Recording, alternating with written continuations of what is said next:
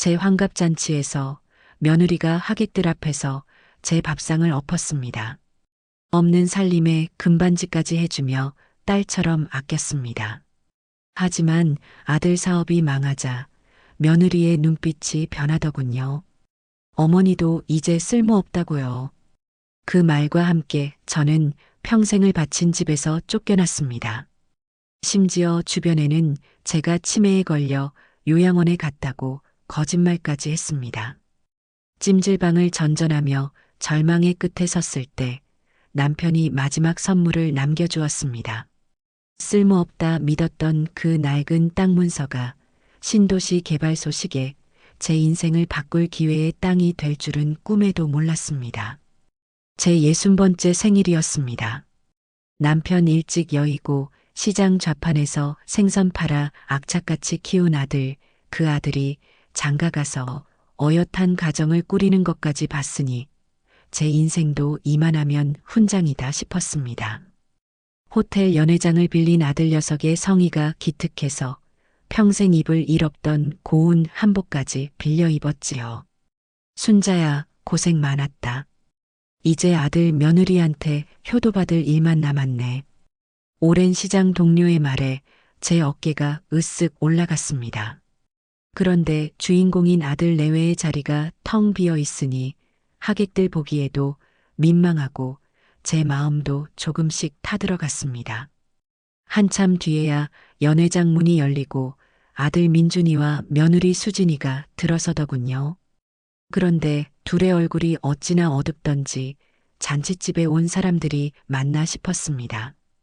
제가 반가운 마음에 다가가 손을 잡았습니다. 아이고, 우리 아들 며느라.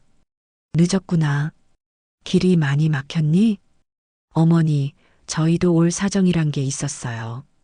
제 손을 슬쩍 빼내는 며느리의 목소리가 얼음장처럼 차가웠습니다. 주변 하객들도 어색한 분위기를 눈치채고 수군거리기 시작했지요. 아들 녀석은 제 눈을 피하며 아내의 눈치만 살피더군요. 제 속에서 무언가 불안한 예감이 고개를 들었습니다. 아들이 며느리의 팔을 잡아 끌며 속삭였습니다. 수진아, 여기서 이러지 마. 나중에 얘기해. 나중에? 나중이 어디 있어. 당신이 아버지 퇴직금까지 전부 날려먹었잖아. 그 순간 며느리의 눈이 저를 향했습니다. 그 눈에는 증오와 경멸이 가득했습니다. 어머니도 이제 그만 웃으시죠. 돈 나올 구석도 없는데 이런 잔치가 다 무슨 소용이에요. 이제 쓸모없다고요. 그 말이 끝나기가 무섭게 며느리는 제 앞에 놓인 환갑상을 그대로 뒤엎어버렸습니다. 와장창 그릇 깨지는 소리와 함께 미역국과 온갖 음식들이 바닥으로 쏟아졌습니다. 하객들의 비명과 정적, 그 속에서 제 시간은 몇 년 전 아들의 결혼식장으로 거슬러 올라갔습니다. 환한 조명이 쏟아지던 그날, 저는 수줍게 웃는 며느리의 손을 잡고 제 유품이었던 순금 쌍가락질을 끼워주었습니다. 아가, 이제부터는 내가 내 딸이다. 이거 돌아가신 아버님이 남기신 건데 우리 세 식구한테 주고 싶었어. 어머니, 제가 평생 잘할게요. 정말 딸처럼 모실게요. 눈물을 글썽이던 며느리의 약속이 귓가에 생생한데 따뜻했던 기억의 끝은 차갑게 부서진 현실이었습니다. 바닥에 나뒹구는 음식들, 경악한 하객들의 시선, 그리고 그 모든 것의 중심에 서 있는 저는 아들을 바라봤습니다. 제발 이 상황을 수습해달라고, 내 어미를 지켜달라고 눈으로 애원했습니다. 하지만 아들은 고개를 푹 숙인 채 아내의 만행을 그저 지켜만 보고 있었습니다. 며느리의 악다구니보다 아들의 침묵이 제 심장에 더 큰 구멍을 냈습니다. 제 60평생이 공들여 차린 저 밥상처럼 한순간에 뒤엎어져 버렸다는 것을 저는 그때 깨달았습니다. 어젯밤의 악몽이 채 가시지 않은 채로 저는 뜬 눈으로 아침을 맞았습니다. 남편과 함께 장만하고 아들 녀석 키우며 평생을 살아온 제 집 거실의 공기가 그날따라 시베리아 벌판처럼 차갑게 느껴졌습니다. 며느리 수진이는 이미 일어나 소파에 앉아 있었는데 그 얼굴에는 어젯밤의 광기가 그대로 남아 있었습니다. 밤새 편안하셨어요, 어머니? 그 목소리에는 가시가 박혀 있었습니다. 저는 차마 대답하지 못하고 고개를 돌렸습니다. 아들 민준이는 방에서 나오지도 않더군요. 정적이 흐르던 그때 수진이가 탁자를 내리치며 소리쳤습니다. 대답 안 하세요? 제 속이 지금 어떻게 타들어가는지 모르시겠냐고요. 며느리는 자리에서 일어나 제 앞으로 다가와 악을 쓰기 시작했습니다.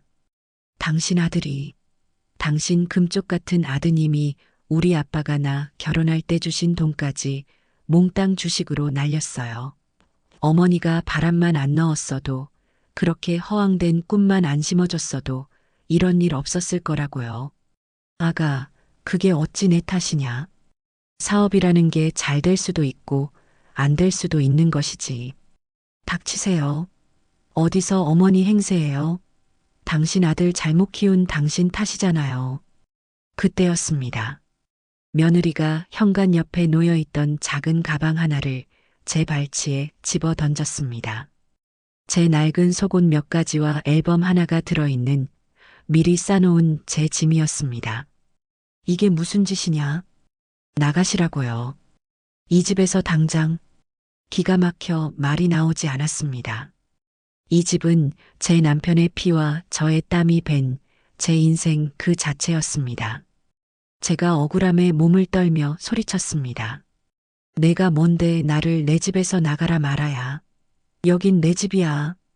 푸, 아직도 이 집이 어머니 집인 줄 아세요?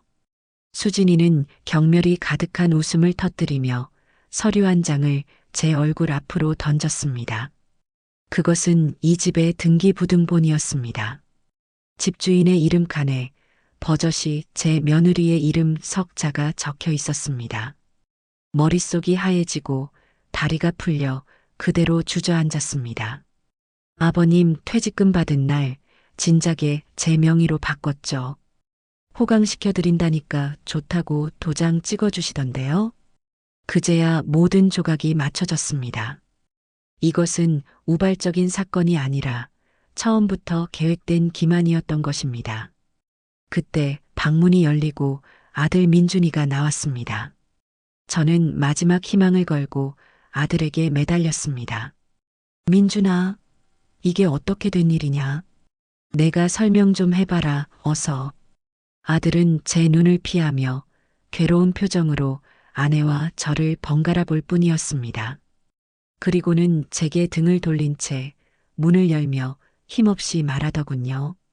어머니, 죄송해요. 일단 잠시만 나가 계세요. 제가 나중에 다 해결할게요.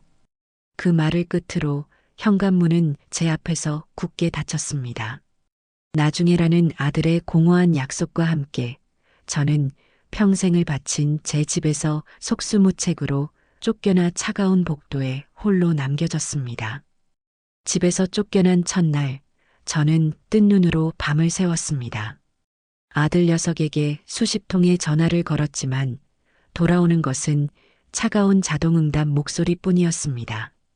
며칠을 시끄럽고 불편한 찜질방에서 새우잠을 자며 버텼습니다. 가진 돈은 빠르게 바닥을 드러냈고 제 마음속 희망도 함께 꺼져갔습니다. 그날은 유난히 밤 공기가 찼습니다. 얇은 외투 하나로는 추위를 견딜 수가 없어 정처 없이 걷고 있는데 후미진 골목 안쪽에서 환한 불빛 하나가 새어 나오고 있었습니다. 24시 돼지국밥이라고 쓰인 낡은 간판 아래로 뿌연 김이 모락모락 피어오르고 있었습니다. 저도 모르게 홀린 듯 가게 앞으로 다가갔습니다. 따뜻한 국물 한 그릇이 간절했지만 주머니 속 얄팍한 사정을 안이 참아 들어갈 엄두를 내지 못했습니다. 유리창 너머로 가게 안을 들여다보는데 안에서 분주하게 일하던 주인이 저와 눈이 마주쳤습니다. 30 후반쯤으로 보이는 다부진 인상의 여자였습니다. 그녀는 잠시 저를 쳐다보더니 이내 밖으로 나오더군요. 어머니, 날도 추운데 왜 그러고 서 계세요? 잠깐 들어와서 몸이라도 녹이세요. 아닙니다. 괜찮습니다. 괜찮긴 뭐가 괜찮아요. 얼굴이 새하얗게 질리셨는데. 들어오세요, 어서. 주인은 제 팔을 이끌어가게 안으로 들였습니다. 그리고는 아무것도 묻지 않고 제 앞에 뜨끈한 국밥 한 그릇을 뚝딱 차려주었습니다. 일단 이거부터 드세요. 속이 든든해야 뭐라도 하죠. 뽀얀 국물에서 피어오르는 온기에 얼었던 몸과 마음이 녹아내리는 것 같았습니다. 숟가락을 드는 순간 제 눈에서 눈물이 왈칵 쏟아졌습니다. 그때였습니다. 제 머릿속으로 아주 오래전 제가 젊었던 시절의 한 장면이 떠올랐습니다. 까마득한 30년 전 제가 남대문 시장에서 생선을 팔던 추운 겨울날이었습니다. 좌판 구석에서 퀭한 눈으로 웅크리고 있던 어린 여자아이 하나가 있었습니다. 저는 시장 국밥집으로 그 아이를 데려가 제 몫의 국밥을 말아주었습니다. 허겁지겁 국밥을 먹던 그 아이의 모습이 지금 제 모습과 겹쳐 보였습니다. 한참을 울며 국밥을 먹고 있는데 저를 빤히 보던 주인이 조심스럽게 입을 열었습니다. 저기 어머니 혹시... 저는 눈물을 닦고 그녀를 바라보았습니다. 혹시 예전에 남대문 시장에서 장사하지 않으셨어요? 그녀의 물음에 제 심장이 쿵 내려앉았습니다. 30년의 세월이 흘렀지만 그렁그렁한 눈망울 속에 어릴 적 그 아이의 모습이 어렴풋이 남아 있었습니다. 제 입술이 파르르 떨렸습니다. 혹시 너는 세상 끝에 홀로 버려졌다고 생각했던 그 순간 제가 과거에 베풀었던 작은 선행이 운명처럼 제게 돌아와 제 앞에 서 있었습니다. 제 인생의 기적처럼 나타난 민희는 가게 뒤편에 작은 쪽방 하나를 내어주었습니다. 볕도 들지 않는 차가운 방이었지만 찜질방을 전전하던 제게는 왕궁처럼 느껴졌습니다. 저는 그 은혜를 갚기 위해 다음 날부터 식당 주방에서 설거지를 시작했습니다. 평생 해온 일이지만 예순이 넘은 몸으로 하루 종일 산더미 같은 그릇을 닦는 것은 쉽지 않았습니다. 밤이 되면 뜨거운 물에 불어터진 손마디가 욱신거려 잠을 이룰 수가 없었습니다. 그래도 저는 고된 노동이 부끄럽지 않았습니다. 정직하게 땀 흘려번 돈으로 먹는 밥 한 끼가 아들 녀석이 차려주던 그 어떤 진수성찬보다 달게 느껴졌으니까요. 하지만 몸이 고된 것보다 더 힘든 것은 사람에 대한 그리움이었습니다. 어느 날 저는 큰 마음을 먹고 제가 오랫동안 장사했던 재래시장을 찾아갔습니다. 수십 년간 제 옆자리에서 함께 장사를 했던 경자 언니가 보고 싶었습니다. 그 언니는 제게 친언니나 다름없는 사람이었기에 제 사정을 이해해 주리라 믿었습니다. 아이고 순자야, 이게 얼마만이야. 그동안 연락도 없고 무슨 일 있었어? 경자 언니는 저를 보자마자 반갑게 손을 잡아주었습니다. 저는 그간의 서름을 참지 못하고 결국 언니 앞에서 눈물을 보이며 모든 사실을 털어놓았습니다. 뭐라고? 그 천하의 몹쓸 것들이. 아니, 민준이는 대체 뭐라고. 쯧쯧. 경자 언니는 제 등을 두드리며 함께 화를 내주었습니다. 저는 그 온기에 마음이 놓여 민인의 국밥집에서 지낸다는 이야기까지 전부 하고 말았습니다. 그래도 다행이다. 몸 붙일 곳이라도 있어서. 힘들면 언제든지 연락해. 알았지? 저는 언니의 위로에 고마움을 느끼며 가게로 돌아왔습니다. 세상에 그래도 내 편이 한 사람은 있구나, 안도하면서 말입니다. 그로부터 며칠 뒤였습니다. 민희가 어두운 표정으로 저를 불렀습니다. 어머니, 혹시 시장에 다녀오셨어요? 경자 할머니라고 아세요? 네, 제 친언니 같은 분인데 무슨 일이래요? 아까 가게에 전화가 왔었어요. 자기가 경자라고 하면서 혹시 박순자라는 사람이 여기 있냐고 묻더라고요. 그래서 그렇다고 했더니 민희는 잠시 말을 잇지 못했습니다. 제 심장이 불안하게 뛰기 시작했습니다. 그랬더니 뭐라고 하던가요? 전화를 끊고 얼마 안 돼서 며느님한테서 전화가 왔어요. 당장 어머니 바꿔내라고 소리 지르면서요. 그 순간 제 머릿속이 망치로 맞은 것처럼 띵했습니다. 경자 언니가 제 유일한 편이라고 믿었던 그 언니가 며느리에게 제 행방을 알려준 것이었습니다. 미니의 말에 따르면 며느리가 언니에게 돈을 쥐어주며 제 소식을 감시하게 했다는 것이었습니다. 자식에게 버려진 고통보다 믿었던 이웃에게 배신당한 아픔이 더 컸습니다. 저는 그 자리에 주저앉아 소리내어 울었습니다. 이제 정말 세상에 저 혼자뿐이었습니다. 기댈 곳 하나 없는 세상의 끝에서 제 가슴 속에는 풀리지 않을 시커먼 한이 자리 잡기 시작했습니다. 경자 언니의 배신 이후 저는 세상과 담을 쌓고 살았습니다. 민인의 국밥집 주방이 제 유일한 세상이었고 끓어오르는 국밥솥이 제 유일한 말벗이었습니다. 묵묵히 일만 하니 잡생각도 줄고 마음도 편해지는 듯 했습니다. 민희는 그런 저를 묵묵히 지켜봐주며 때로는 딸처럼 살갑게 굴기도 했습니다. 어머니, 오늘따라 얼굴이 헬쑥하시네. 주방 일은 제가 할 테니 잠깐 나가서 바람이라도 쐬고 오세요. 아니다. 괜찮다. 일하는 게 나는 속 편하다. 고집은. 그럼 제가 시장 가서 순대라도 좀 사올 테니 그거랑 국밥 한 그릇 뚝딱 하셔야 해요. 미니의 따뜻한 마음에 잠시 시름을 잊기도 했지만 문득문득 아들 녀석에 대한 그리움이 심장을 후벼 팠습니다.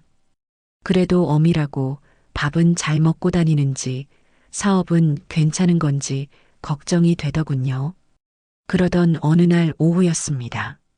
가게에 필요한 물건이 있어 잠시 밖에 나갔다가 길 건너편에서 제 이름을 부르는 소리를 들었습니다. 돌아보니 아주 먼 친척벌 되는 동서였습니다. 저는 저도 모르게 반가운 마음에 달려갔습니다. 어머, 형님, 여긴 어쩐 일이세요? 아이고, 동서. 이게 누구야? 나는 동서 요양원에 있는 줄만 알았지. 네, 요양원이요? 제가 왜 요양원에 있어요? 제 물음에 형님은 당황한 표정으로 제 눈치를 살피더군요. 아니, 그게 조카 며느리가 그러던데. 동서가 치매 증상이 심해져서 좋은 요양원에 모셨다고 그래서 다들 그런 줄 알고 있었지. 연락도 안 되고. 형님의 말이 제 귀에 제대로 들어오지 않았습니다. 치매라니, 요양원이라니, 대체 무슨 소리란 말입니까? 형님, 저 멀쩡해요. 정신도 아주 또렷하고요. 그 애들이 대체 왜 그런 거짓말을. 어머나 세상에. 그럼 그 말이 다 거짓말이었단 말이야? 아이고, 이럴 수가 있나? 동서, 고생이 많았겠네. 형님과 헤어진 뒤 저는 가게로 돌아오는 길에 그대로 주저앉아 버렸습니다. 다리에 힘이 풀려 한 걸음도 뗄 수가 없었습니다. 아들 부부는 저를 집에서 내쫓은 것도 모자라 이제는 세상 사람들에게 저를 치매 걸린 늙은이로 만들어버린 것이었습니다. 살아있는 사람을 죽은 사람 취급하는 것보다 더 잔인한 것은 살아있는 사람을 정신 나간 사람 취급하는 것이었습니다. 그들은 저와의 연을 완전히 끊고 자신들의 재산을 지키기 위해 저를 사회적으로 매장시키고 있었던 겁니다. 저는 더 이상 박순자가 아니라 아들 부부가 만들어낸 살아있는 망령일 뿐이었습니다. 재산을 빼앗긴 고통보다 인간으로서의 존엄성이 송두리째 짓밟혔다는 사실이 저를 더욱 비참하게 만들었습니다. 그날 밤 저는 쪽방에 누워 소리 없이 울었습니다. 눈물보다 더 뜨거운 분노가 제 온몸을 휘감았습니다.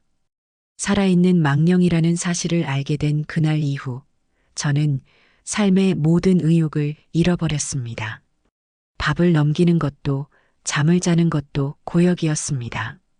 주방에서 일하다가도 멍하니 서 있기 일쑤였고 뜨거운 물에 손을 대는 일도 잦아졌습니다. 그런 저를 민희는 아무것도 묻지 않고 그저 안타까운 눈으로 지켜볼 뿐이었습니다. 깊은 밤 차가운 쪽방에 홀로 누워 있으면 온갖 나쁜 생각들이 제 머릿속을 헤집고 다녔습니다. 이렇게 사느니 차라리 하는 끔찍한 생각까지 들더군요. 그럴 때면 저는 쫓겨나던 날 황급히 챙겨 나온 낡은 사진첩을 꺼내 보곤 했습니다. 그것이 제게 남은 유일한 보물이었습니다. 사진첩을 펼치자 빛바랜 사진 속에서 제 남편이 환하게 웃고 있었습니다. 시장에서 함께 고생하던 젊은 시절의 모습, 아들 민준이를 낳고 기뻐하던 모습, 하루하루가 고단했지만 그래도 행복했던 시간들이었습니다. 저는 남편의 얼굴을 손으로 쓸어보며 하소연했습니다. 여보, 나 너무 힘들어. 당신이라도 내 곁에 있었으면 내가 이렇게까지 무너지진 않았을 텐데. 나 이제 어떡하면 좋아. 한참을 사진 속 남편에게 말을 걸며 눈물을 쏟아내는데 손끝에 무언가 빳빳한 것이 만져졌습니다. 사진을 붙여놓은 낡은 비닐 속지 사이에 종이 한 장이 깊숙이 끼워져 있었습니다. 저는 조심스럽게 그것을 꺼내보았습니다. 누렇게 변색된 종이에는 한자로 어려운 말들이 적혀 있었습니다. 그것은 남편이 돌아가시기 전 시골에 계신 시아버지로부터 상속받았던 땅 문서였습니다. 강원도 산골짜기에 있는 쓸모없는 임야라고 남편도 살아생전 까맣게 잊고 지내던 땅이었습니다. 이게 왜 여기에? 그 순간 제 귓가에 남편의 목소리가 들리는 듯 했습니다. 순자야, 이거라도 챙겨둬. 나중에 우리 민준이 대학이라도 보낼 수 있을지 누가 아나. 사람 일은 모르는 거요. 애인 여보도 참 이런 맹지를 어디다 쓴다고 그래요. 허허, 그래도 없는 것보단 낫지. 살아있을 땐 쓸모없다고 구박만 했던 남편의 말이 마치 저를 위로하는 유언처럼 가슴에 박혔습니다. 저는 낡은 땅 문서를 두 손으로 꼭 움켜쥐었습니다. 이것이 돈이 될지 안 될지는 중요하지 않았습니다. 하늘에 있는 남편이 절망의 구렁텅이에 빠진 저를 위해 마지막으로 남겨준 동아줄 같았습니다. 아들 부부가 제게서 모든 것을 빼앗고 저를 세상에서 지워버리려 했지만 제 남편과의 추억만큼은 빼앗아가지 못했습니다. 그 추억이 낡은 종이 한 장의 모습으로 제 앞에 나타난 것이었습니다. 모든 것이 끝났다고 생각했던 그 순간 제 심장에서 아주 작은 불씨 하나가 다시 타오르기 시작했습니다. 낡은 땅 문서를 발견한 다음 날 저는 날이 밝자마자 민희에게 달려갔습니다. 제 이야기를 들은 민희는 자신의 일처럼 기뻐하며 믿을 만한 변호사가 있다며 당장 가보자고 했습니다. 민희의 손에 이끌려 도착한 곳은 서울 서초동의 번듯한 법률사무소였습니다. 평생 국밥집과 시장 말고는 가본 적 없는 제가 으리으리한 건물 앞에 서니 괜히 주눅이 들더군요. 어머니, 뭘 그렇게 떨어요. 좋은 일이 있을 거예요. 제가 같이 들어가 드릴게요. 민희의 격려에 용기를 내어 사무실 안으로 들어섰습니다. 젊고 똑 부러져 보이는 변호사가 저희를 맞았습니다. 저는 떨리는 손으로 품속에 고이 간직했던 땅 문서를 꺼내 건넸습니다. 이 땅이 지금은 어떻게 되는지 좀 알고 싶어서요. 변호사는 잠시 저를 쳐다보더니 이내 서류를 받아들고 꼼꼼하게 살피기 시작했습니다. 컴퓨터로 무언가를 한참 검색하고 두꺼운 서류철을 뒤적이기도 했습니다. 그가 서류를 검토하는 동안 제 심장은 터질 것처럼 두근거렸습니다. 제발, 아주 작은 희망이라도 좋으니 제발. 한참의 침묵 끝에 변호사가 안경을 고쳤으며 입을 열었습니다. 어머님, 이 땅 상속받으신 지는 꽤 오래되셨네요. 내 남편이 살아있을 때 받았으니 한 30년도 더 됐을 겁니다. 그동안 전혀 모르고 계셨습니까? 이 근방에 신도시 개발 계획이 발표된 사실을요? 네, 신도시요? 거긴 그냥 산골짜기인데. 제 말에 변호사는 옅은 미소를 지으며 지도 한 장을 펼쳐 보였습니다. 그리고는 빨간 펜으로 어떤 구역을 동그랗게 표시하더군요. 어머님께서 가지고 계신 임야가 바로 여기 신도시 개발 계획의 중심부입니다. 곧 정부에서 토지 보상 절차를 진행할 겁니다. 저는 제 귀를 의심했습니다. 신도시라니, 토지 보상이라니, 전부 뜬구름 잡는 소리처럼 들렸습니다. 제가 멍한 표정으로 묻자 옆에 있던 미니가 대신 물었습니다. 변호사님, 그래서 그 보상금이라는 게 대충 어느 정도나 될까요? 변호사는 계산기를 몇 번 두드려 보더니 믿을 수 없는 액수를 말했습니다. 세금을 제외하고도 최소 수십억 원은 받으실 수 있겠습니다. 수십억? 제 평생 구경은커녕 상상조차 해본 적 없는 돈이었습니다. 저는 아무 말도 할 수 없었습니다. 그저 변호사와 미니의 얼굴만 번갈아 쳐다볼 뿐이었습니다. 사무실을 어떻게 나왔는지 기억도 나지 않습니다. 정신을 차렸을 때 저는 건물 앞 쏟아지는 햇살 아래 우두커니 서 있었습니다. 그때 제 눈에서 뜨거운 눈물이 하염없이 흘러내렸습니다. 아들에게 쫓겨났을 때도 이웃에게 배신당했을 때도 참았던 눈물이었습니다. 하지만 그 눈물은 서러움의 눈물이 아니었습니다.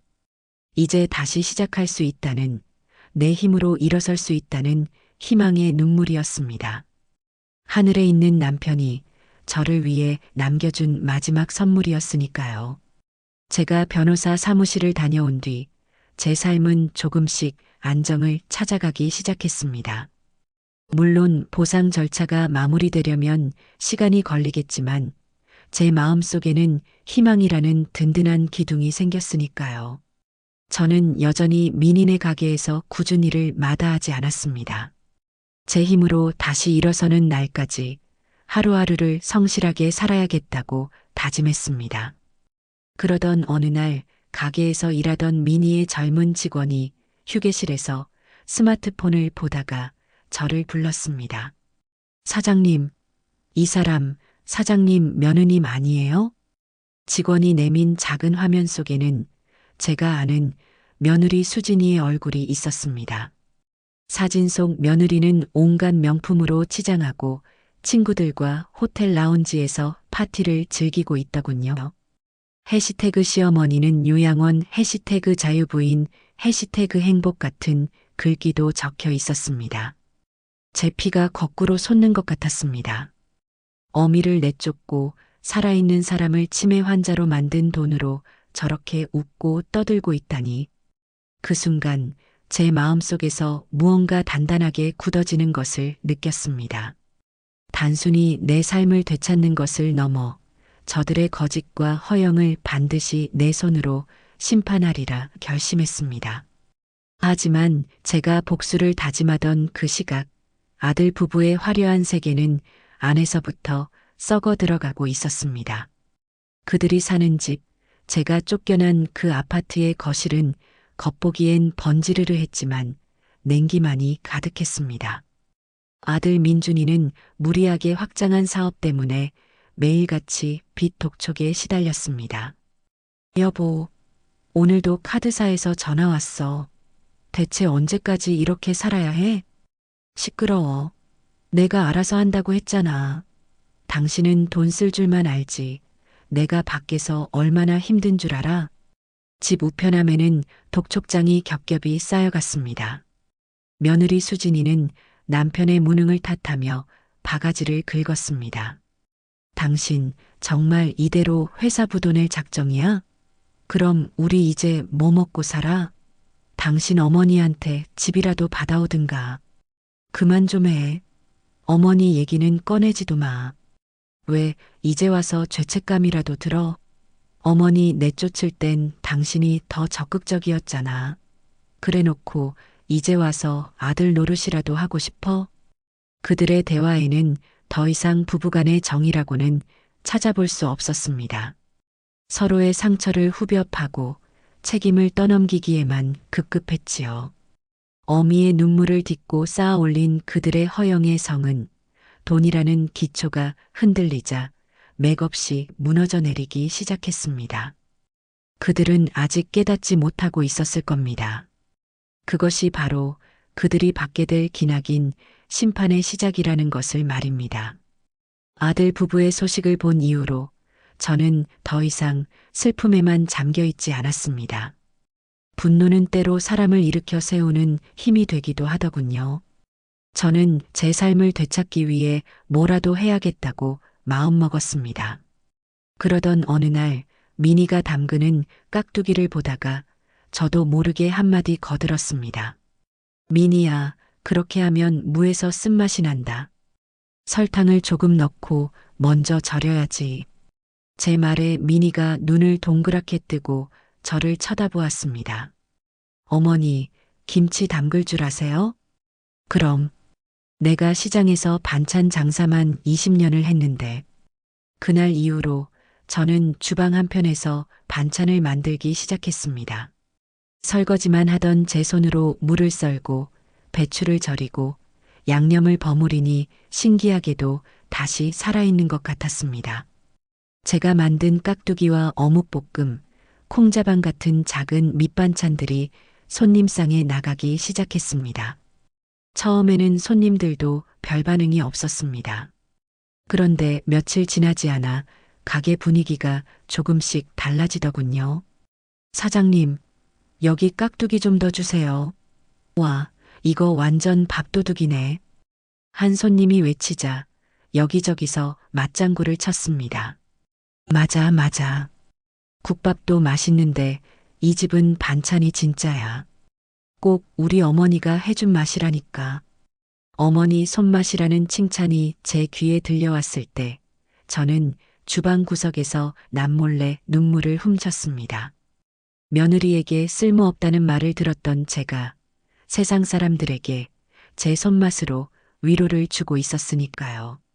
반찬 맛을 보려고 일부러 가게를 찾는 단골 손님까지 생겨났습니다. 가게 매출이 오르자 미니는 제 손을 잡고 자기 일처럼 기뻐해 주었습니다. 어머니는 정말 복덩이야. 어머니 오시고 나서 우리 가게가 더 잘 되는 것 같아요. 내가 나를 걷어준 덕이지 뭘. 아니에요. 이건 어머니 실력이에요. 제가 사람 하나는 제대로 봤다니까요. 미니의 칭찬에 어색하면서도 가슴 한구석이 따뜻해졌습니다.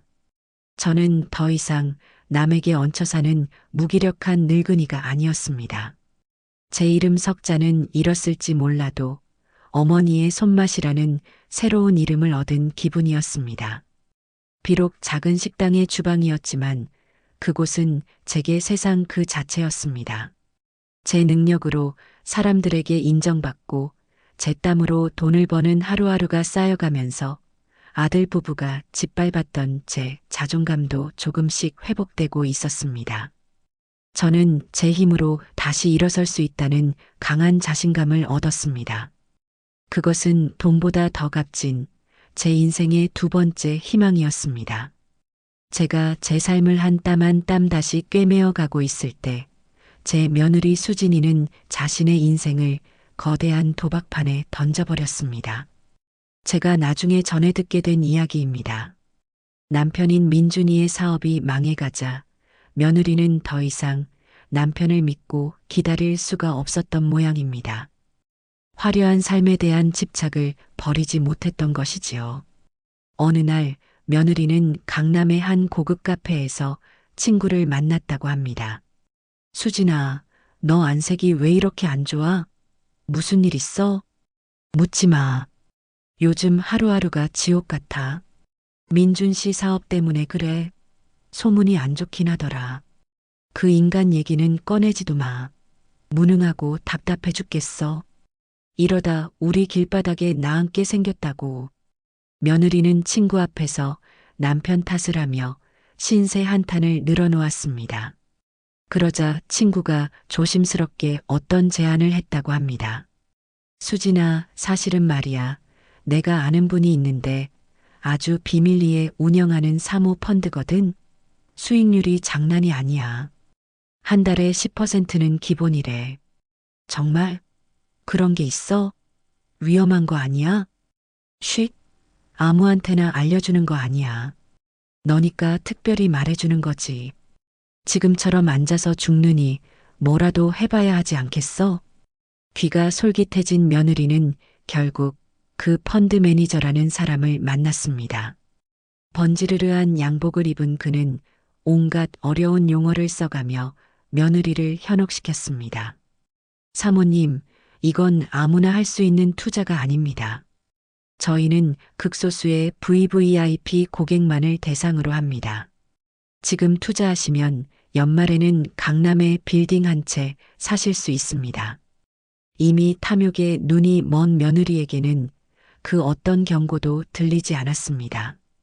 그녀는 남편 몰래 남은 돈을 전부 긁어모았습니다.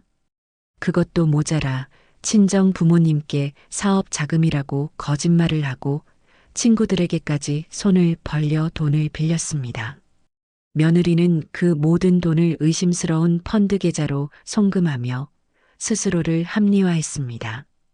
이것만 성공하면 돼. 민준이 같은 무능한 남자 없어도 나 혼자서 다시 일어설 수 있어. 시어머니 그 늙은이한테도 본때를 보여줄 거야. 그녀의 눈에는 오직 돈에 대한 광기 어린 욕심만이 가득했다고 합니다. 땀 흘려 일하는 정직한 가치는 비웃으며 그녀는 일확천금이라는 위험한 신기루를 좇았습니다.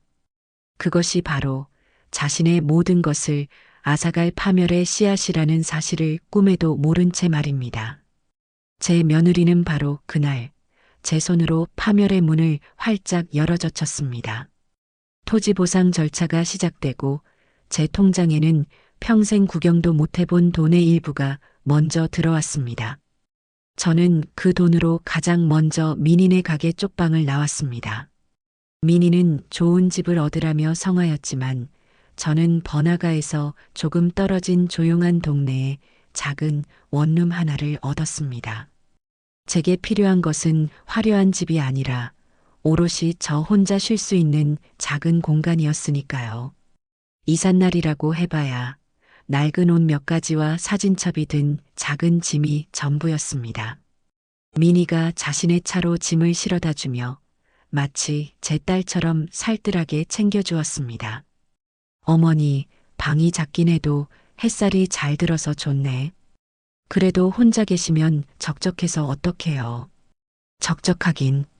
나는 이렇게 조용한 게 제일 좋다. 그동안 내 신세 너무 많이 졌다. 미니야. 그런 말씀 마세요. 어머니 아니었으면 우리 가게가 이렇게 잘 되지도 못했을걸요. 필요한 거 있으면 언제든지 전화하세요. 아셨죠? 미니가 돌아간 뒤 저는 처음으로 온전히 제 것이 된 공간에 홀로 남았습니다. 볕이 잘 드는 창가에 작은 의자를 놓고 앉아 가만히 바깥 풍경을 바라보았습니다. 아이들이 제잘거리며 지나가고 바람에 나뭇잎이 흔들리는 평범한 일상이 제 눈에 들어왔습니다. 쫓겨나고 배신당하고 망령 취급을 받으며 보냈던 지난 시간들이 꿈처럼 아득하게 느껴졌습니다. 저는 창문에 비친 제 모습을 보았습니다. 고생에 찌들어 주름은 깊어졌고 머리는 희끗희끗해졌지만 제 눈빛은 더 이상 슬픔에 젖어 있지 않았습니다. 저는 제 자신에게 조용히 다짐했습니다. 박순자, 너는 더 이상 피해자가 아니다. 내게 상처 준 사람들을 원망하며 남은 인생을 허비하지 않을 것이다. 내 힘으로 당당하게 일어서서 내 인생을 되찾을 것이다. 그날 밤 저는 현관문을 철컥 하고 잠갔습니다. 그 단순한 소리가 세상의 모든 소음과 위험으로부터 저를 지켜주는 튼튼한 방패처럼 느껴졌습니다. 깨끗하게 세탁한 이불 속에 누워 몇 년 만에 처음으로 두 다리를 쭉 뻗고 편안하게 잠이 들었습니다. 누구의 눈치도 볼 필요 없고 어떤 위협도 없는 온전한 평온이었습니다. 그것은 단순한 하룻밤의 잠이 아니었습니다. 아들 부부가 짓밟았던 제 인간으로서의 존엄을 되찾는 의식이었습니다. 저는 그날 밤 길고 길었던 절망의 터널을 지나 제 인생의 새로운 출발선에 섰습니다. 제 곁에는 비록 아무도 없었지만 저는 조금도 외롭지 않았습니다. 제 이름으로 된 작은 집이 생기자 미니는 제게 조심스럽게 제안을 하나 했습니다. 어느 날 저녁 가게 문을 닫고 단둘이 앉았을 때였습니다. 어머니, 이제 어머니 돈도 찾으셨고 언제까지 제 가게에서 일하실 수는 없잖아요. 그럼 나도 이제 슬슬 내 갈 길을 찾아봐야지. 그동안 정말 고마웠다, 미니야. 아니, 제 말은 그게 아니고요. 어머니, 저랑 동업하지 않으실래요? 어머니 손맛이랑 제 가게 운영 경험을 합치면 분명히 더 큰 가게를 낼 수 있을 거예요.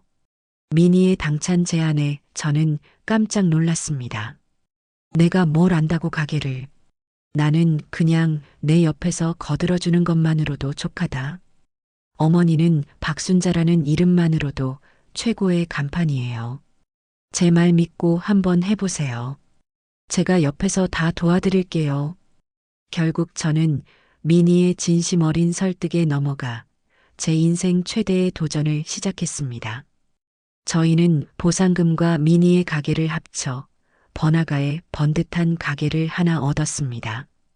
그리고 마침내 박순자 국밥이라는 제 이름 석자를 건 간판이 환하게 불을 밝히는 날이 왔습니다.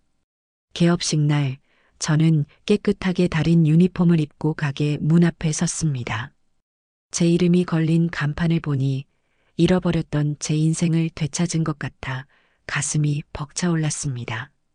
가게 안은 축하해 주러 온 손님들로 발 디딜 틈이 없었습니다. 미니는 사장인 저보다 더 신이 나서 손님들을 맞이하더군요. 그때였습니다. 가게 문을 열고 익숙한 얼굴들이 들어왔습니다. 바로 저와 수십 년간 함께 장사를 했던 시장 동료들이었습니다. 저를 배신했던 경자 언니의 얼굴도 보였습니다. 저는 잠시 숨을 멈췄지만 이내 담담하게 그들을 향해 걸어갔습니다. 경자 언니가 제 손을 덥석 잡으며 고개를 숙였습니다. 순자야, 내가 정말 죽을 죄를 지었다. 돈 몇 푼에 눈이 멀어서 내가 이렇게 성공한 걸 보니 내 뺨을 내가 치고 싶다. 정말 미안하다. 언니, 고개 들어요. 다 지난 일인데요, 뭘. 다른 동료들도 제게 다가와 축하를 건넸습니다. 아이고, 박 여사. 이제 사장님이네. 우리가 사람 보는 눈이 없었어. 정말 축하해. 그래, 내 손맛이면 대박 날 줄 알았어. 앞으로 자주 올게.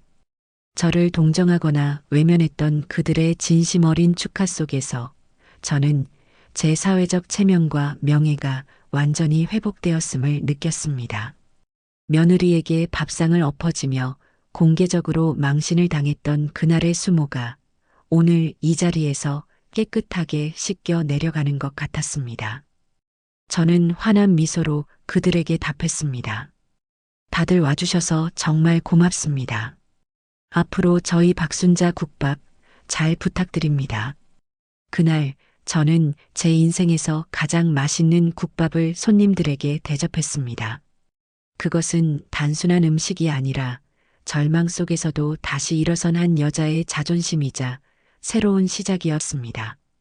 제 식당이 손님들의 칭찬과 웃음소리로 가득 차가던 그 무렵 아들 부부의 세계는 빚쟁이들의 고성과 눈물로 채워지고 있었습니다.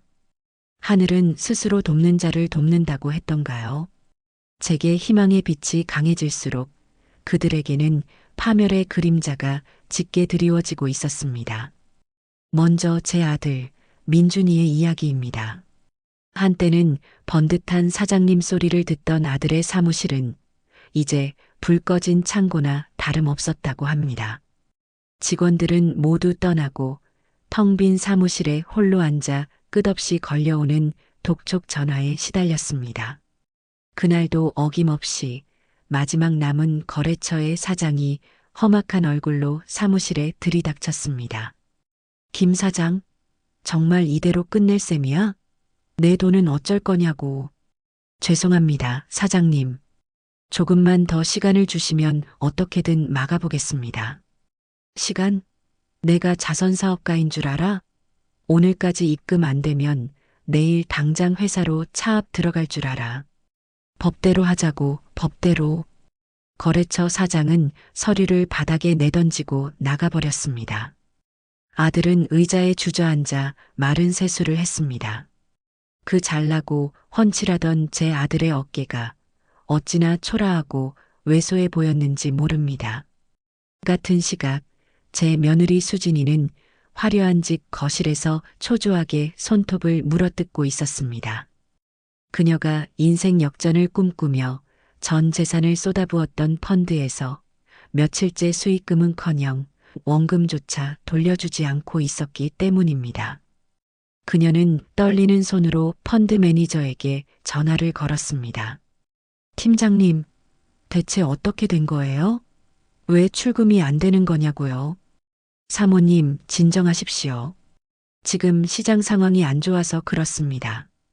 일시적인 현상이니 조금만 기다려 주십시오. 기다리라니요. 제 돈이에요, 제 돈. 당장 처리해 주세요. 곤란합니다, 사모님. 현재로서는 저희도 방법이. 전화는 매정하게 끊겼습니다. 며느리는 그제야 무언가 단단히 잘못되었다는 것을 직감했습니다. 땀이 비오듯 흐르고 심장이 발끝으로 떨어지는 기분이었겠지요. 그녀는 거실 바닥에 주저앉아 멍하니 허공만 바라보았습니다. 각자 다른 공간에서 두 사람은 똑같은 절망의 늪에 빠져들고 있었습니다. 한 사람은 자신의 무능으로, 또 한 사람은 자신의 탐욕으로. 그들은 서로를 탓하며 원망했지만 결국 그 모든 것은 인과응보였습니다. 어미의 가슴에 대못을 받고 쌓아 올린 성이 얼마나 허무하게 무너져 내리는지 그들은 곧 뼈저리게 깨닫게 될 것이었습니다. 그것은 신이 내리는 가장 공정한 심판의 전주곡이었습니다. 하늘도 참 무심하시지. 유난히 맑고 쾌청한 가을날이었습니다.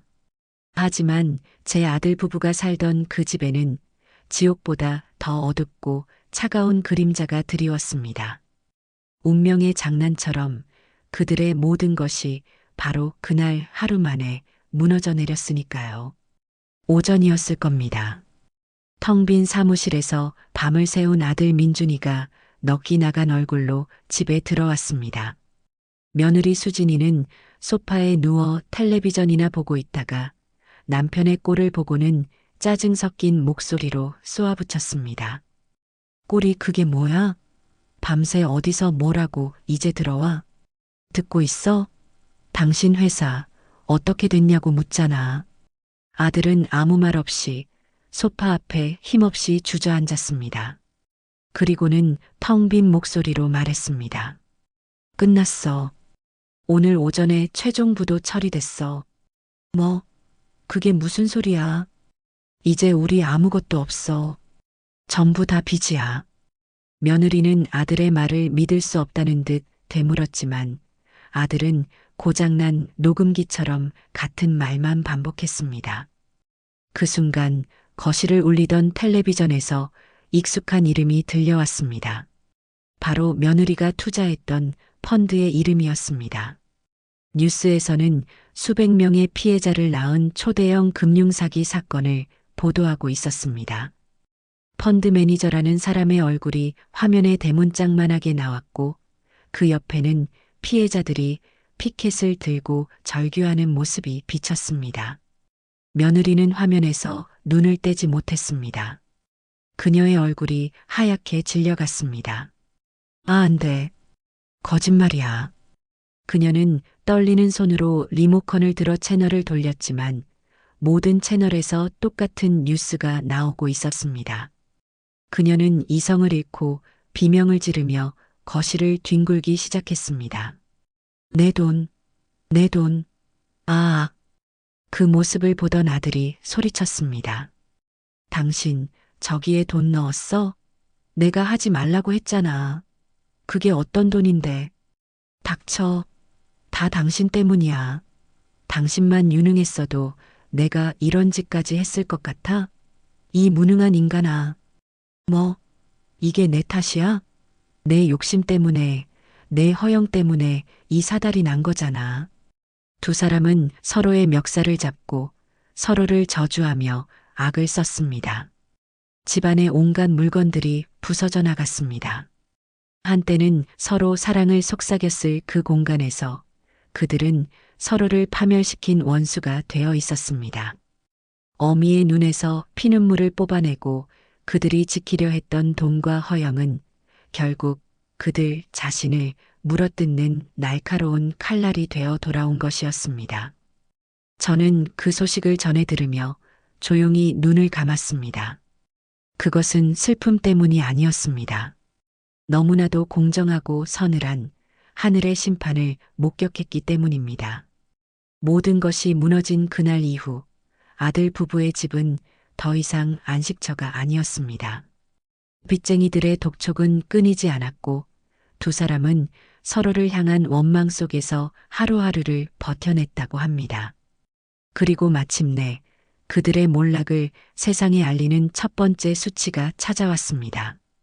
며칠 뒤 법원에서 나온 집행관들이 아들 부부의 집을 들이닥쳤습니다.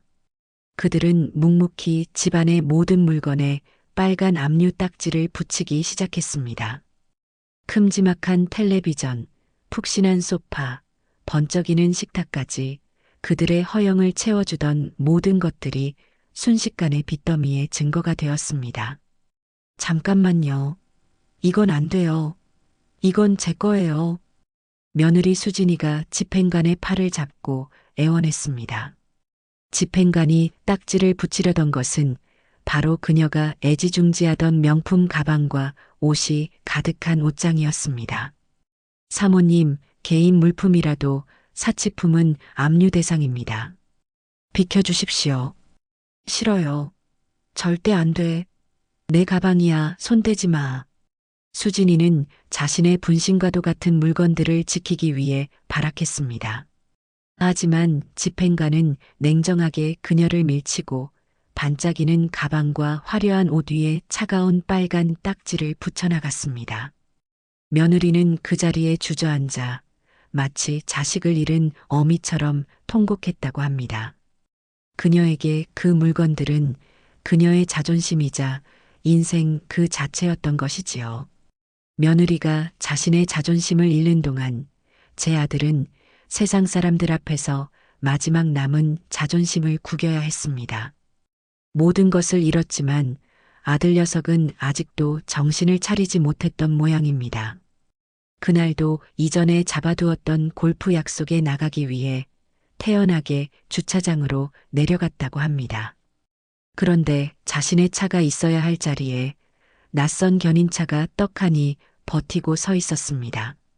아들의 고급 외제차는 이미 견인 고리에 묶여 공중으로 들려 올라가고 있었습니다. 뭐 하는 겁니까? 이거 내 차예요. 당장 내려놔요.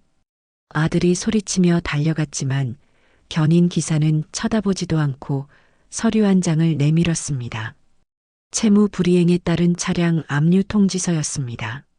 아저씨, 잠깐만요. 내가 금방 해결할게요. 제발, 이것만은. 아들의 애원에도 불구하고 그의 차는 무정하게 견인차에 실려 떠나버렸습니다. 그 모든 광경을 주차장을 지나던 이웃 주민들이 전부 지켜보고 있었습니다. 한때는 성공한 젊은 사업가라며 모두의 부러움을 샀던 제 아들은 이제 동네의 웃음거리이자 조롱거리로 전락하고 만 것입니다. 어미의 체면을 짓밟았던 그들은 이제 돈으로도 살 수 없는 수치라는 빚을 온몸으로 갚아나가기 시작했습니다. 그들이 그토록 자랑스러워했던 허영의 성이 온 세상 사람들 앞에서 와르르 무너져 내리고 있었습니다. 집과 차를 모두 잃은 아들 부부에게 남은 것은 이제 서로에 대한 증오뿐이었습니다. 그들은 압류 딱지가 붙은 집안에서 마지막 남은 귀금속 몇 개를 두고 짐승처럼 싸우기 시작했다고 합니다. 제가 나중에 이웃에게 들은 이야기입니다. 그날 밤 아파트 복도 전체가 떠나가라 고성이 오갔습니다. 이건 우리 엄마가 사준 내 목걸이야. 당신은 손댈 자격 없어. 며느리 수진이의 비명소리가 들렸고 곧이어 아들 민준이의 목소리가 들렸습니다. 이게 다 누구 때문인데? 내가 사기만 안 당했어도 이 꼴은 안 났어. 당장 내놔. 뭐? 당신이야말로 아버지 퇴직금만 안 날렸어도 내가 이럴 일 없었어. 이 무능한 자식아. 두 사람은 서로의 가장 아픈 곳을 찌르며 막말을 퍼부었습니다. 급기야 집 밖으로 뛰쳐나와 복도에서 서로의 머리채를 잡고 뒤엉켜 싸우기 시작했습니다. 그들의 꼴은 차마 눈뜨고 볼 수 없을 정도로 흉측하고 처참했다고 합니다. 결국 소란을 견디다 못한 이웃 주민이 경찰에 신고를 했습니다. 잠시 후 아파트 복도에 경찰관 2명이 도착했습니다. 두 분, 지금 뭐 하시는 겁니까? 당장 떨어지세요. 경찰의 제지에도 불구하고 두 사람은 서로를 놓아주지 않았습니다. 그들은 이미 이성을 잃은 상태였습니다. 얘가 먼저 제 물건을 훔쳐가려고 했어요. 거짓말. 내가 먼저 내 멱살을 잡았잖아. 결국 경찰관들은 두 사람을 강제로 떼어놓고 양팔을 붙잡아 연행하기 시작했습니다. 그 소란에 아파트의 모든 집 문이 열리고 이웃들이 나와 그 광경을 구경했습니다. 제 아들과 며느리는 머리는 산발이 되고 옷은 찢어진 추한 모습으로 온 동네 사람들 앞에서 범죄자처럼 경찰의 손에 이끌려 가야 했습니다. 제 환갑잔치에서 제 체면을 짓밟았던 그들은 이제 자신들의 체면이 온 세상 앞에 가루가 되는 순간을 맞이한 것입니다. 그들의 진흙탕 싸움은 경찰서에서도 계속되었습니다. 조사를 받는 내내 그들은 서로에게 책임을 떠넘기기 바빴습니다. 저는 아무 잘못 없습니다. 저 여자가 먼저 폭력을 행사했다고요. 기가 막혀서. 경찰 아저씨, 이 사람이 먼저 제 돈을 뺏으려고 했다니까요. 제 인생을 망친 것도 모자라서. 한때는 같은 침대에서 잠을 자고 같은 미래를 꿈꾸었던 부부의 모습은 어디에도 없었습니다.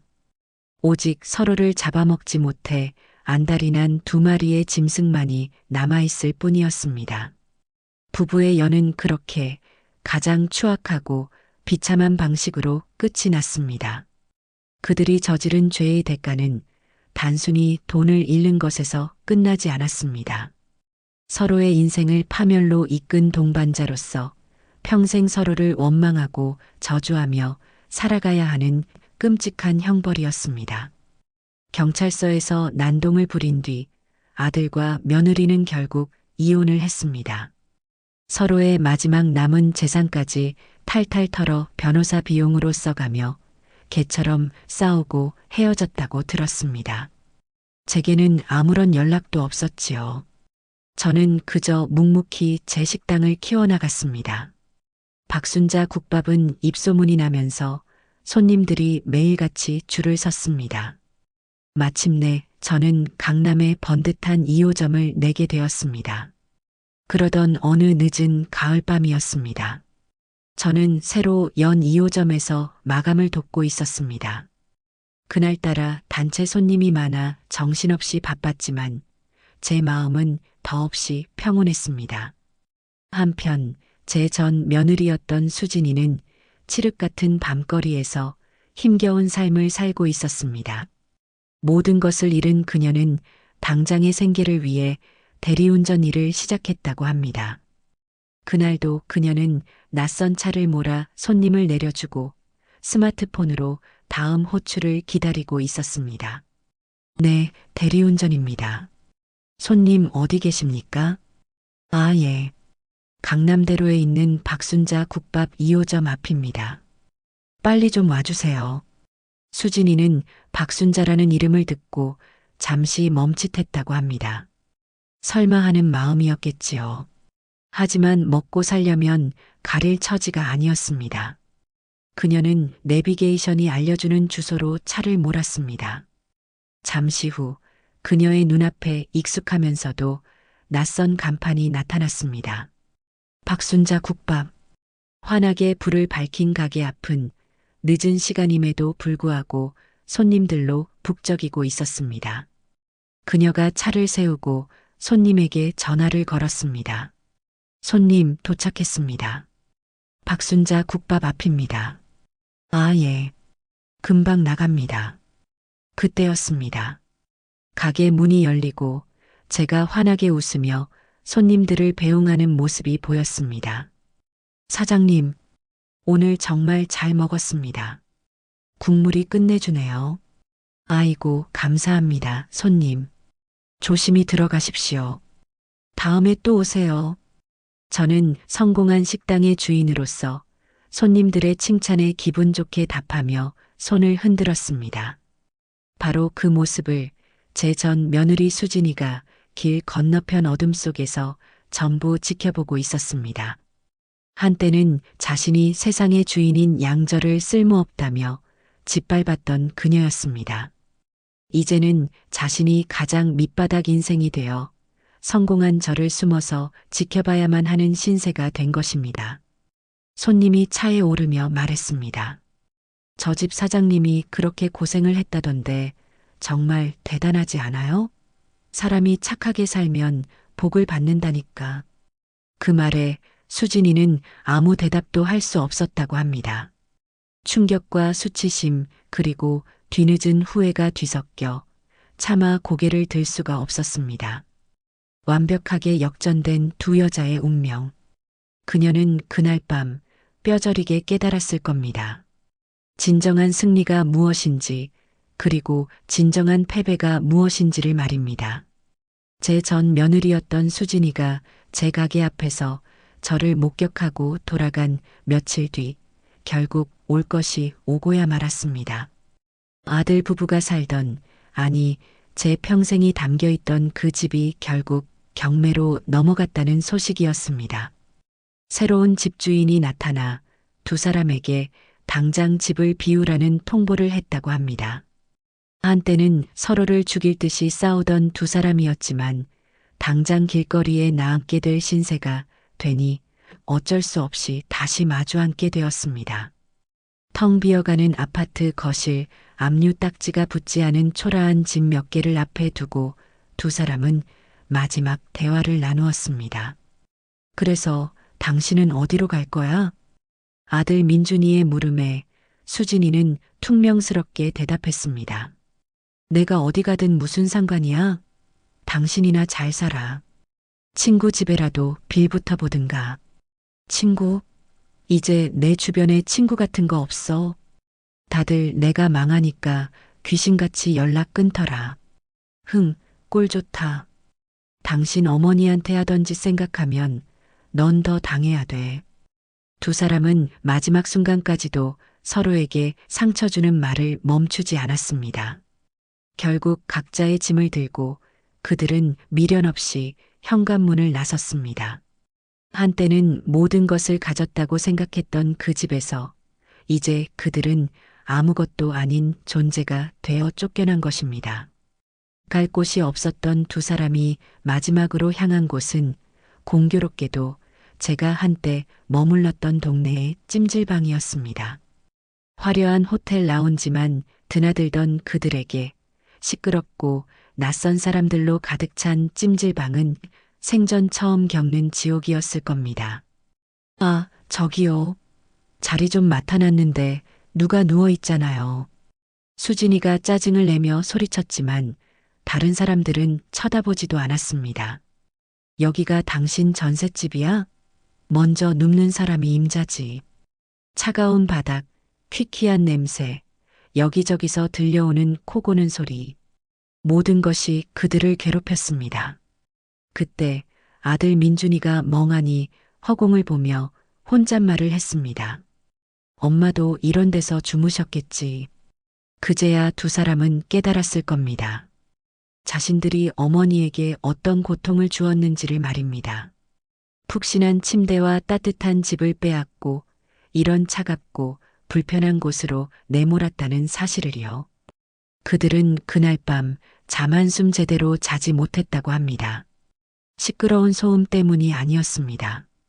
뒤늦게 밀려오는 죄책감과 차가운 사람들의 시선 속에서 그들은 자신들이 저지른 죄의 무게를 온몸으로 느끼고 있었습니다. 하늘은 참으로 공평했습니다. 그들은 자신들이 제게 주었던 고통과 똑같은 무게의 벌을 똑같은 장소에서 돌려받고 있었습니다. 그것이야말로 돈으로는 절대 갚을 수 없는 완벽한 인과응보였습니다. 찜질방에서 며칠을 버티던 아들 민준이는 결국 수진이와도 헤어져 각자의 길을 가게 되었습니다. 가진 돈은 다 떨어지고 며칠을 굶으며 밤거리를 헤맸다고 합니다. 친구들에게 연락을 돌려봤지만 그가 망했다는 소식을 들은 친구들은 아무도 전화를 받지 않았습니다. 세상에 기댈 곳 하나 없는 외톨이가 된 것이지요. 그날은 유난히 비가 세차게 내렸습니다. 차가운 가을비가 아들의 얇은 옷을 사정없이 파고들었습니다. 심신이 지칠 대로 지친 아들은 마지막으로 딱 한 군데 떠오르는 곳이 있었다고 합니다. 바로 제 가게 박순자 국밥이었습니다. 아들은 무슨 생각이었는지 한참을 걸어 비에 흠뻑 젖은 생쥐꼴로 제 가게 앞에 도착했습니다. 하지만 그는 차마 가게 안으로 들어오지 못했습니다. 쭈뼛거리며 가게 앞을 서성이다 유리창에 이마를 대고 안을 들여다보기만 할 뿐이었습니다. 어서 오세요. 네, 두 분이요? 이쪽으로 앉으세요. 유리창 너머의 저는 따뜻한 불빛 아래에서 환하게 웃으며 손님들을 맞이하고 있었습니다. 미니와 함께 눈코 뜰 새 없이 바쁘게 일하는 제 모습은 아들이 기억하던 무기력하고 슬픔에 잠긴 어머니가 아니었습니다. 당당하고 활기찬 식당의 주인이었습니다. 아들은 그 모습을 멍하니 하염없이 바라보았다고 합니다. 한참을 그러고 서 있는데 가게 안에서 저와 눈이 마주쳤습니다. 저는 잠시 놀랐지만 이내 아무렇지 않은 척 다시 제 일을 계속했습니다. 제가 자신을 모른 척하자 아들은 더 이상 버틸 힘이 없었던 모양입니다. 흐흑. 그의 입에서 흐느낌이 터져 나왔습니다. 성공한 사업가라는 허울, 잘난 아들이라는 자존심, 그가 평생을 걸치고 있던 모든 갑옷이 쏟아지는 비에 허물어져 내렸습니다. 그는 더 이상 숨을 곳도 기댈 곳도 없었습니다. 마침내 제 아들 민준이는 가게 앞 아스팔트 바닥에 힘없이 무릎을 꿇었습니다. 쏟아지는 비를 온몸으로 맞으며 어린아이처럼 목 놓아 울기 시작했습니다. 어머니, 제가 잘못했어요. 흐어엉 어머니. 그의 울음소리는 세찬 빗소리에 묻혀 제게 들리지 않았습니다. 하지만 저는 알고 있었습니다. 그가 무슨 말을 하고 싶은지, 그의 눈물이 어떤 의미인지. 가게 안의 손님들이 창밖을 보며 수군거리기 시작했지만 저는 그저 묵묵히 제 일을 할 뿐이었습니다. 제 아들의 길고 길었던 몰락은 바로 그 빗속의 무릎으로 끝이 났습니다. 그것은 제게 용서를 구하는 행위이자 자신의 어리석었던 삶에 대한 처절한 참회였습니다. 어미를 버렸던 바로 그 아들이 이제는 어미에게 돌아오기 위해 세상에서 가장 낮은 자세로 엎드려 있었습니다. 빗속에서 밤새도록 무릎을 꿇고 있던 아들을 저는 끝내 외면하지 못했습니다. 다음 날 아침 저는 퉁퉁 부은 얼굴의 아들을 가게 안으로 들여 따뜻한 밥 대신 차가운 행주를 손에 쥐어주었습니다. 제게 용서를 빌 자격은 땀으로 자신의 죄를 씻어낸 뒤에나 생긴다고 생각했기 때문입니다. 아들은 아무 말 없이 그날부터 식당의 가장 낮은 곳에서 허드렛 일을 시작했습니다. 며칠 뒤 제 전 며느리였던 수진이도 가게로 찾아왔습니다. 초라한 행색의 그녀는 제 앞에 엎드려 눈물로 용서를 빌었습니다. 어머니, 저도 여기서 일하게 해주세요. 뭐든지 다 할게요. 밥만 먹여주세요. 저는 그녀의 눈에서 진심 어린 반성보다는 당장의 배고픔을 해결하려는 절박함을 보았습니다. 저는 미니의 만류에도 불구하고 그녀에게도 마지막 기회를 주기로 했습니다. 사람은 쉽게 변하지 않지만 저는 제 눈으로 직접 확인하고 싶었습니다. 두 사람은 그날부터 제 가게에서 함께 일했습니다. 손님들은 저를 보살펴주는 효자 아들과 뉘우친 며느리라며 칭찬했지만 저는 아무 말 없이 그저 지켜볼 뿐이었습니다. 그러던 어느 날 밤이었습니다. 가게 문을 닫고 모두 퇴근한 뒤 저는 잠시 잊은 물건이 있어 다시 가게로 돌아왔습니다. 그런데 어두운 가게 안 계산대 앞에서 희미한 그림자가 움직이고 있었습니다. 제 전 며느리 수진이었습니다.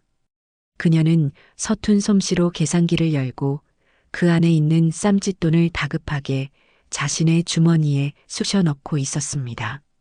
그 순간 제 마음속에 남아있던 작은 연민마저 사라졌습니다. 저는 조용히 가게에 불을 켰습니다. 환한 불빛 아래 저와 눈이 마주친 며느리의 얼굴이 하얗게 질렸습니다. 너 지금 무얼 하고 있느냐? 제 목소리는 얼음보다 차가웠습니다. 어머니, 그게 아니라 이건 내가 너에게 마지막 기회를 주었다. 밥을 굶지 않을 기회가 아니라 사람으로 살 마지막 기회를 준 것이었다. 제 말에 수진이는 손에 쥐고 있던 돈을 바닥에 떨어뜨렸습니다.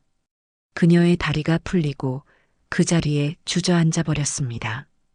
제가 그녀에게 한 걸음 다가가자 그녀는 비로소 터져나오는 울음을 참지 못했습니다. 사람으로 살 마지막 기회마저 내 스스로 걷어차려 하느냐. 제 불호령과 함께 그녀의 모든 위선과 거짓이 무너져 내렸습니다. 그녀는 바닥에 엎드려 어린아이처럼 울부짖었습니다. 어머니, 제가 잘못했어요. 제가 정말 죽을 죄를 지었어요. 그녀는 제 바짓가랑이를 붙잡고 처음으로 진심을 토해냈습니다.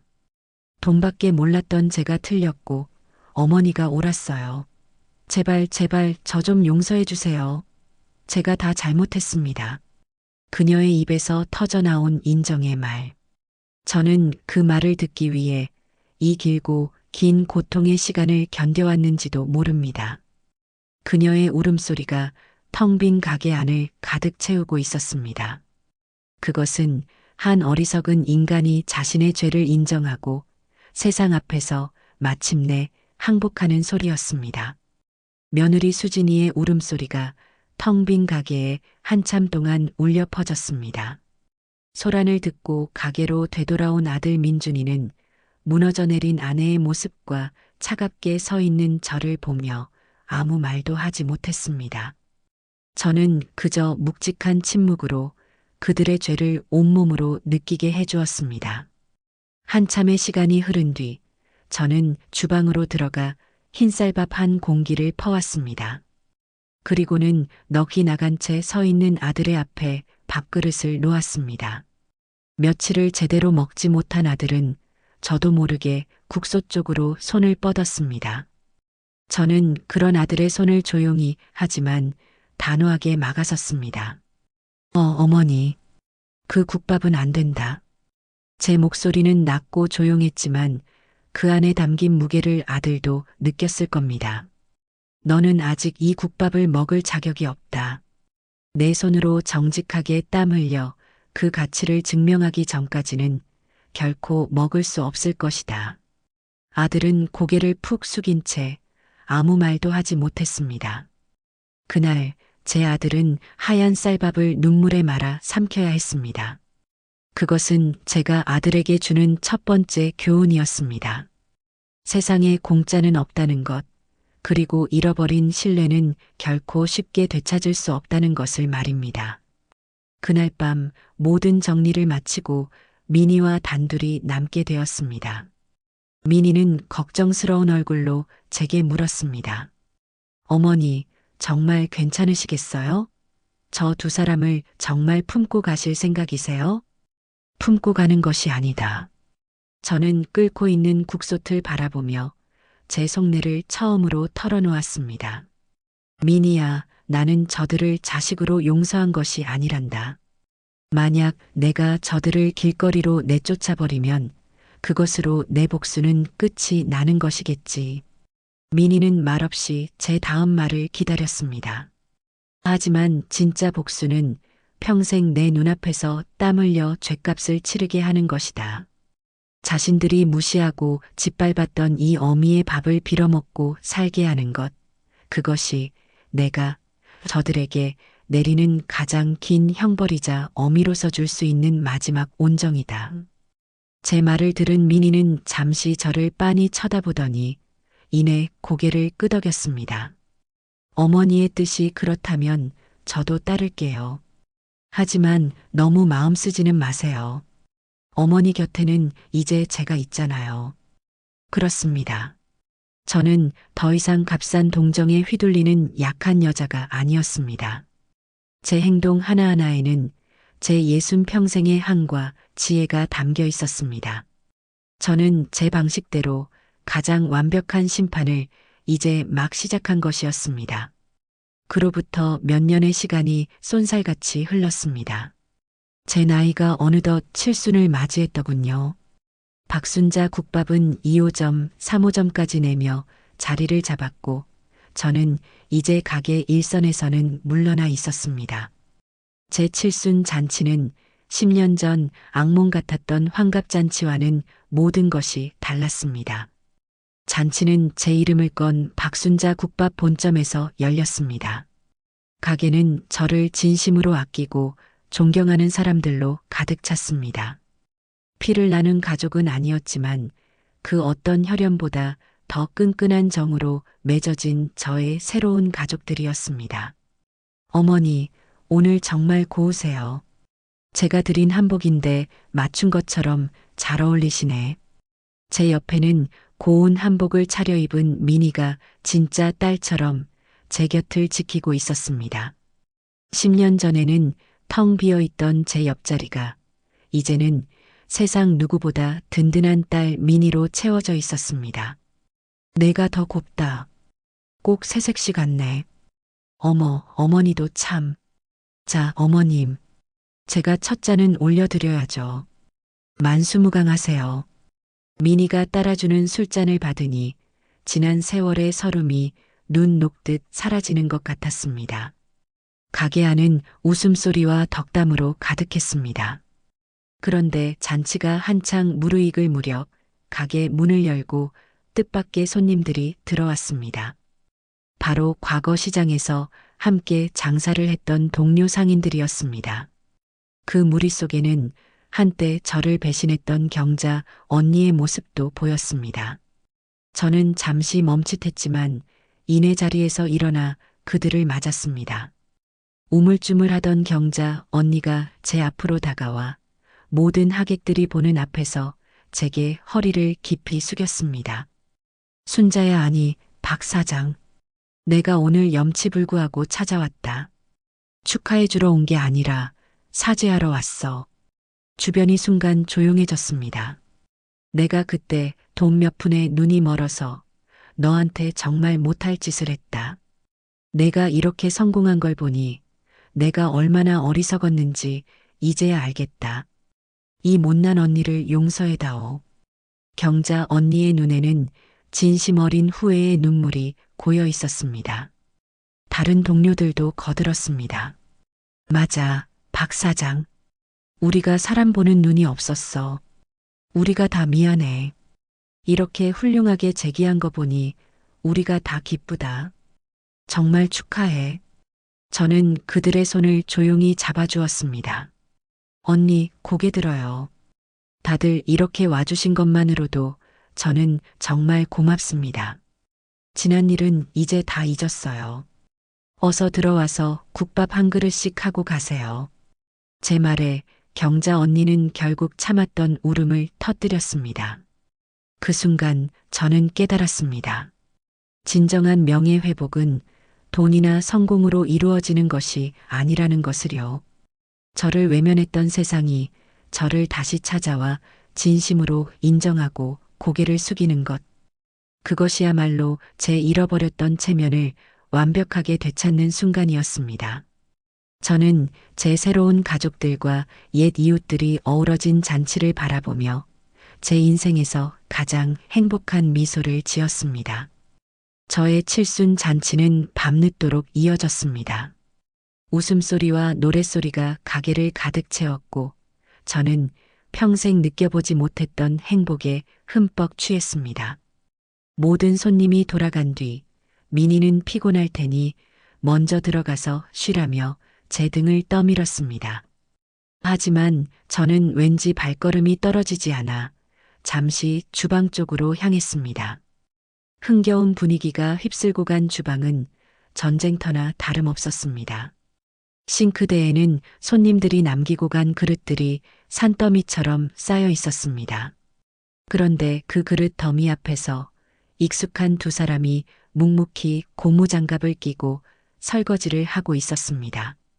바로 제 아들 민준이와 전 며느리 수진이었습니다. 잔치 내내 두 사람은 구석에서 조용히 손님들의 시중을 들고 꾸준히 일을 도맡아 했습니다. 아무도 시키지 않았지만 그것이 자신들이 해야 할 일이라고 생각했던 모양입니다. 이제는 모두가 돌아간 늦은 밤, 두 사람은 남아서 가장 고된 마무리를 하고 있었던 것입니다. 한때는 물 한 방울 묻히지 않으려 했던 며느리의 하얀 손은 이제 거품 묻은 그릇을 닦느라 분주했습니다. 서툰 몸짓이었지만 그 어느 때보다 진실해 보였습니다. 말끔한 양복만 입던 아들 녀석은 물에 젖은 작업복을 입은 채 묵묵히 그릇을 헹구고 있었습니다. 두 사람 사이에는 아무런 대화도 오가지 않았습니다. 오직 달그락거리는 그릇 소리와 물소리만이 텅 빈 주방을 채우고 있었습니다. 한참 동안 그릇을 닦던 수진이가 허리가 아픈지 잠시 허리를 펴며 혼잣말처럼 중얼거렸습니다. 팔 빠지겠네. 이게 대체 몇 개야? 그 말에 민준이가 무심하게 대꾸했습니다. 평생 어머니가 우리한테 해준 밥그릇에 비하면 아무것도 아니지. 그 말을 들은 수진이는 더 이상 아무 말도 하지 않고 다시 고개를 숙여 그릇을 닦기 시작했습니다. 두 사람은 더 이상 서로를 원망하는 부부가 아니었습니다. 그저 같은 공간에서 같은 죄의 무게를 느끼며 함께 땀 흘리는 속죄인일 뿐이었습니다. 저는 주방 문 입구에 기댄 채 말없이 그 모습을 지켜보았습니다. 제 마음속에서 연민이나 동정 같은 감정은 일어나지 않았습니다. 그저 저들이 흘리는 땀방울이 과거 자신들의 오만함과 어리석음을 조금이라도 씻어내 주기를 바랄 뿐이었습니다. 그들의 고된 노동은 어쩌면 제가 계획했던 가장 긴 형벌의 시작일지도 모릅니다. 하지만 동시에 그것은 두 사람이 잃어버렸던 사람의 도리를 되찾아가는 길고 조용한 속죄의 첫걸음이었습니다. 주방의 희미한 불빛 아래 두 사람의 서투른 설거지는 밤늦도록 계속되었습니다. 제 칠순 잔치가 끝나고 며칠 뒤 아주 이른 새벽이었습니다. 저는 늘 그랬듯 가게 문을 열기 위해 누구보다 먼저 식당으로 향했습니다. 그런데 어찌된 일인지 주방에 이미 환하게 불이 켜져 있고 안에서 뽀얀 김이 새어 나오고 있었습니다. 제가 조심스럽게 주방 문을 열자 그곳에는 제 아들 민준이가 밤을 꼬박 새운 듯 퀭한 얼굴로 커다란 솥을 접고 있었습니다. 지난 몇 년간 아들은 제 어깨 너머로 국밥 끓이는 법을 배웠습니다. 단 한 번도 제가 가르쳐 준 적은 없었지만 녀석은 매일같이 제 손길을 눈으로 훔치며 비법을 익혔던 모양입니다. 민준아, 이 새벽에 무얼 하고 있느냐? 제 목소리에 아들은 화들짝 놀라며 저를 돌아보았습니다. 어머니 오셨어요? 저 그게. 아들은 뜸을 들이며 땀으로 젖은 이마를 훔쳤습니다. 그리고는 가장 깨끗한 뚝배기를 골라 밤새 정성껏 끓인 국밥을 담기 시작했습니다. 맑은 국물에 얇게 썬 고기와 파까지 제가 하던 방식 그대로였습니다. 아들은 뜨거운 뚝배기를 두 손으로 조심스럽게 받쳐들고 이른 아침 식사를 위해 홀로 앉아있던 제 앞으로 가져왔습니다. 어머니, 제가 처음으로 끓여봤습니다. 아들은 제 앞에 국밥을 내려놓고는 고개를 푹 숙인 채 아무 말도 하지 못했습니다. 저는 말없이 숟가락을 들었습니다. 그리고 국물 한 숟가락을 떠서 조심스럽게 맛을 보았습니다. 그 순간 제 온몸에 따뜻한 기운이 퍼져나갔습니다. 그 맛은 돌아가신 제 남편이 아주 가끔 큰맘 먹고 저를 위해 끓여주던 바로 그 맛이었습니다. 서툴지만 정성이 가득하고 흉내는 낼 수 있어도 결코 같을 수는 없는 세상에 단 하나뿐인 맛. 저는 남편에 대한 그리움과 아들에 대한 복잡한 감정이 뒤섞여 저도 모르게 눈물을 뚝뚝 흘렸습니다. 제가 말없이 울기 시작하자 제 앞에 서 있던 아들도 결국 참았던 울음을 터뜨렸습니다. 덩치만 큰 사내 녀석이 어린아이처럼 어깨를 들썩이며 서럽게 울었습니다. 어머니, 제가 정말. 아들은 차마 말을 잇지 못하고 그저 눈물만 쏟아냈습니다. 저는 그런 아들을 보며 속으로 생각했습니다. 저 눈물이 어찌 나에 대한 미안함 뿐이겠느냐. 제 어리석고 허망했던 삶에 대한 회한의 눈물이겠지. 그날 아침 저희 모자는 아무 말도 하지 않았습니다. 저는 아들이 끓여준 국밥을 눈물과 함께 남김없이 비웠고 아들은 제가 그릇을 다 비울 때까지 서서 울음을 그치지 않았습니다. 길고 길었던 원망과 상처가 뜨거운 국밥 한 그릇 위로 소리 없이 녹아내리고 있었습니다. 그것은 완벽한 용서는 아니었지만 저희 모자에게는 가장 절실했던 서툴고 아픈 화해였습니다. 아들이 끓여준 국밥으로 서툰 화해를 한 뒤 또다시 몇 번의 계절이 흘렀습니다. 제 길고 길었던 사연의 마지막 장입니다. 지금 저는 점심시간을 맞아 손님들로 붐비는 박순자 국밥 본점의 창가에 앉아 있습니다. 저는 이제 주방에 들어가지 않습니다. 직원들은 저를 회장님이라고 부르지만 저는 그저 모든 것이 제자리에 있는지를 지켜보는 늙은이일 뿐입니다. 가게는 이제 제 딸이 된 미니가 유능한 사장으로서 훌륭하게 이끌고 있습니다. 네, 손님. 주문하신 특 국밥 나왔습니다. 맛있게 드세요. 미니는 여전히 씩씩하고 밝은 목소리로 가게를 진두지휘합니다. 그녀의 얼굴에는 자신감과 행복이 가득합니다. 저쪽 테이블을 닦고 있는 것은 제 아들 민준이입니다. 화려한 양복 대신 이제는 땀에 젖은 작업복이 더 잘 어울리는 사내가 되었습니다. 손님에게 반찬을 가져다 주는 것은 제 전 며느리 수진이입니다. 짙은 화장기 없는 얼굴로 맛있게 드세요라고 말하는 그녀의 목소리에는 과거의 날카로움 대신 조심스러운 친절함이 묻어납니다.